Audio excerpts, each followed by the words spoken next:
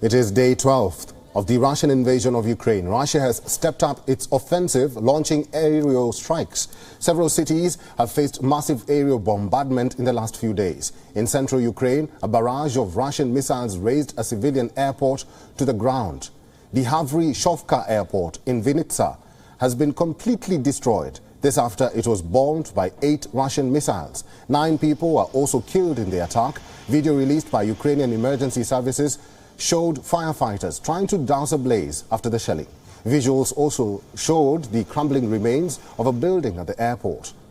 The latest attack took place in western area of central Ukraine. This is far away from the Russian and Belarus borders. This is a region that has seen far lesser strikes, indicating that the Russian operations are spreading across the country. The attack on the airport has renewed calls for a no-fly zone in Ukraine. A no-fly zone has become a commonly used term in this war. Ukraine wants the West to impose a no-fly zone. The West says any such plans are off the table. But what exactly is a no-fly zone, and why is the West on the fence about it? A no-fly zone is an airspace where enemy aircrafts cannot enter. If they do, they will be taken down. No-fly zones are often used to protect sensitive or even VIP areas. These include royal residences, sporting events, or large gatherings. Militarily, a no-fly zone is meant to stop the enemy aircraft. This could mean preemptive strikes or shooting the enemy aircraft down. Ukraine is currently facing massive Russian assault. Its cities are being bombarded by aerial strikes. So what Ukraine wants is a no-fly zone. This will help it counter the Russian aggression from the skies.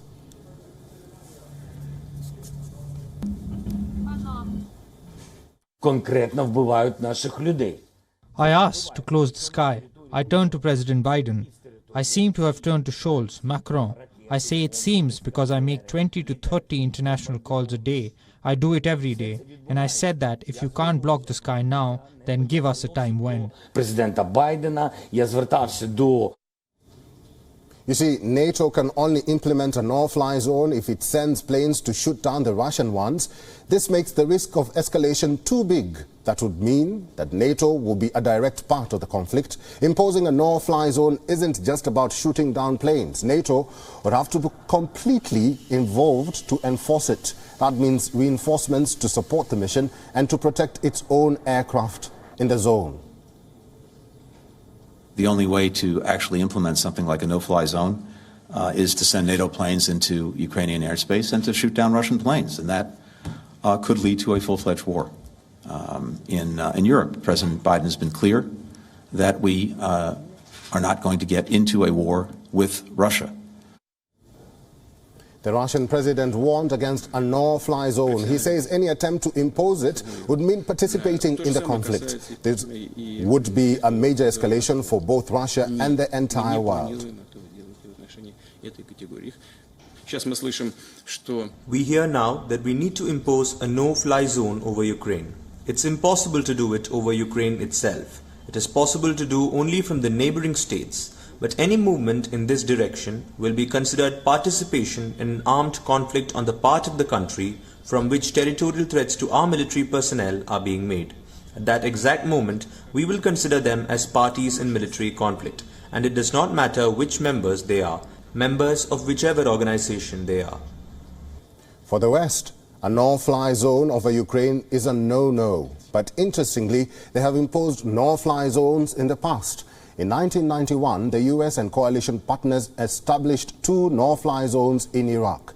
In 1992, during the Balkans conflict, unauthorized military aircrafts were banned in Bosnian airspace. And in 2011, the UN Security Council approved a no-fly zone in Libya. Ironically, both the Bosnian and Libyan no-fly zones were both enforced by NATO.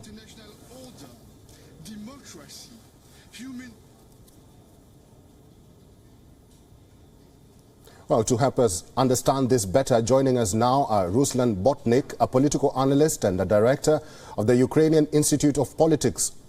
Ruslan is live in Ukraine's capital, Kiev.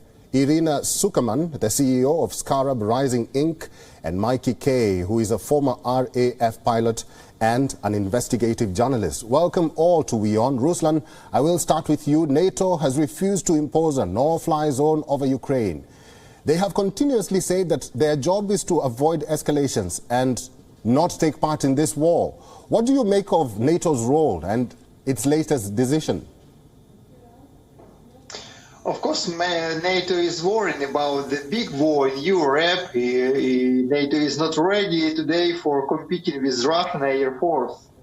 But we should understand that there are other ways for no-flight zone except of straight NATO interruption in Ukraine air. There are hybrid ways for a no-flight zone. For example, NATO should give us flights, should give us special weapon, anti-pilot weapon, and I think there are many volunteers in NATO countries who are ready to use this weapon in Ukraine without any government permission or NATO permission. So there are many ways, if we talk honestly, how to do it without straight interruption NATO inside Ukrainian-Russian conflict. Irina, Putin has warned that NATO states should not offer their bases to Ukraine, and if countries impose no-fly zones, then they will be considered as taking part in this conflict. If they do get the jets, will Russia interpret it as NATO joining the war? First of all, NATO has not landed any bases to Ukraine. I think this preposterous accusation was aimed to deter any possibility of getting Ukraine the assistance it needs. Second, as Ruslan mentioned, there's no need for NATO countries to directly get involved. Ukraine is capable of taking care of its possibility over its own defense capabilities. We have seen that they've actually been fairly successful with even what they have against the Russian Air Force. So all they need is additional physical assistance, providing airplanes, and they don't need to be provided directly by NATO. They could just be transferred over to Ukraine through other countries. Many of them are too far away for Russia to even be engaged with in a conflict. But the third issue is that ultimately Russia's escalation continues, and it's not going to stop with Ukraine. Russia has threatened Sweden, Finland, Baltic states, and Poland. Some of these countries are NATO members. So while Ukraine is currently being used as buffer zones, if it is completely destroyed, Putin is not going to stop. He's going to eventually escalate on NATO's own turf. Right. In one way or another. He has already been attacking NATO states with cyber attacks. And at the end of the day, it's much better to take control of the situation before it gets to your own country. Russia cannot fight the whole world. Its own capabilities are quite limited, as we have already seen from this conflict. And when you want to have a solution, when you want to encircle a state's capabilities that are already weak, right. and seeing that Russia has already spread itself too thin, I don't think it's such a huge threat as NATO is trying to make it out to be. Mikey, coming to you, how important are these jets for Ukraine? We haven't seen the Russian air supremacy so far in this war. Could NATO jets clinch the air battle? Yeah, hi, Eric. Look, just a bit on my background here. I've flown combat missions for 20 years with the Royal Air Force. I've been involved in what's called CAOC operations, which is Combined Air Operations Center. It's where air battles are launched from. And I've also been in charge of battle space deconfliction. And I think we have to break this down because the no-fly zone debate it should be a nuanced debate. And when we're talking about air power, Eric, we're talking about two primary objectives. What's called OCA and DCA, offensive counter-air and defensive counter-air. Offensive counter-air is the attacking of air assets on the ground, such as air bases, to prevent them from flying. That's an offensive action. Defensive counter-air is shooting down enemy aircraft and preventing the enemy from flying in a particular airspace. And a no-fly zone is particular to DCA. It's not offensive, it's defensive. Now, there are a number of ways of cutting defensive counter-air. The first one is what everyone's talking about, which is establishing combat air patrols or CAP over Ukrainian airspace to deter Russian fighters. But there are other methods involved in DCA as well, which is surface-to-air missile systems. Now, they can be broken down into two. You can have radar-guided surface-to-air missile systems, and we've seen tractors towing Russian SA-13 Gophers away, which are these big tracked armored vehicles with a radar on and multiple missile sets on. But then you've also got the MANPADs, the man-portable air defense systems. They're shoulder-launched. Right. They're mostly IR-guided missiles, and the Stinger missiles that everyone's talking about fall into that category. Now, in terms of this escalation piece, or in terms of achieving a no-fly zone, you don't have to have combat air patrol jets in the air to deter and disrupt Russian air power. What you can do is you can flood the Ukrainian forces with US Stinger, and that will have a similar effect, and it will prevent the escalatory component that everyone's talking about. Let me just give you a scenario here, Eric. If you put NATO jets on a combat air patrol over eastern Ukraine, there is a scenario where potentially you could have an Ilyushin 76, which is a Russian transport aircraft that has been dropping Russian paratroopers close to the border and over the border in certain cities such as Kharkiv. You could have a situation where a NATO pilot has the option to shoot down one of these planes. Okay. An Ilyushin 76 with 50 paratroopers on board is a strategic asset. And if that happens, you will escalate what is going on now into something that the world really doesn't want to see. So what I would advise from my experience is through the proxy component of channeling US Stinger missiles and other MANPADs into the Ukrainian SF and into the Ukrainian forces to disrupt and deter Russian air power. Mikey, thank you very much for breaking that down for us. Ruslan, I'll come back to you. Moscow and Kiev are set to hold ministerial level talks on March the 10th in Turkey.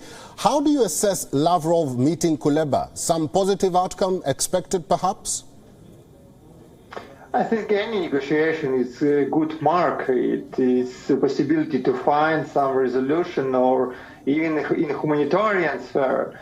But I don't have a big, I don't have any big good waiting for this meeting. I think it's more useful and more effective should be nowadays meeting in Belarus, where the delegation of Russia and Ukraine is meeting together to fight in the resolution of the conflict.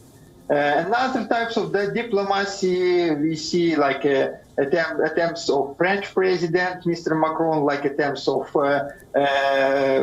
Prime Minister of Israel, Mr. Bennett. They are not still working in such way which are believing it. They are making only humanitarian effect on the conflict, but not political. So that meeting of Ministry of External Affairs, it should be useful, but it's not such level in where this war should be resolved.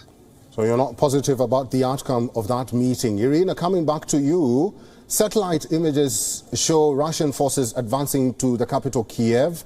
Critics argue that strategically the Russian convoy is a sitting duck. What do you make of that statement? And if Russia does succeed to seize Kiev, what impact will that have on this war? Briefly.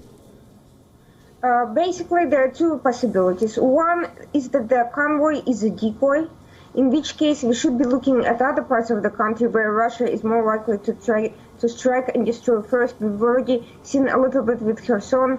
Some have thought that this decoy, this movement to Kiev was to protect the Russian troops that were trying to take over the southern part of the country. The other issue is that they are in fact advancing, but this convoy has been so large and so slow moving that it is in fact very easy to disrupt in a variety of ways before it ever gets there. Now, what happens if they do take it over? That depends on how you define takeover. Do they capture and destroy the entire government, in which case they will still have to hold power somehow, and they don't appear to have any natural political allies left. even pro-Russian parties have either switched sides or fled the country. If, on the other hand, we are talking about just taking over some buildings, then a very strong fight will continue until the city is liberated, and we've already seen that happen before. Russian forces entering major cities only to be repelled. Either way, Russia is not going to be able to hold on to Ukraine for long. Just strategically doesn't have enough forces. Ruslan Botnik and Irina Sukerman, thank you for your input today. Mikey, stay with me. I want your insights on this next report. WION is now available in your country. Download the app now and get all the news on the move.